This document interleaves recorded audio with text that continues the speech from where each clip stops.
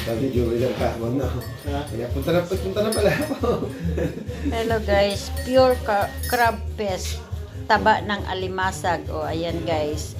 Yan, ang amin ngayon, breakfast. Taba ng alimasag at isa, ayan guys, siningag at saka paksiw. Ayan.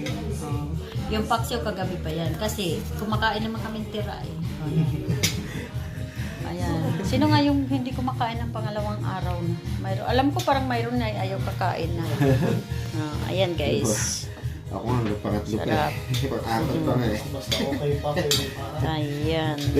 Miss Pat, may aerobas para sa'yo doon ang kutsara. Wow. Sarap guys. Tapos kape. Ayan, nagtimpla sila ng kape guys. Ayan, Pilipinong breakfast. Kung kano maliit na pinggan na, buksan natin to. Diba, ayan no, nakita ko, inano lang sa kanin.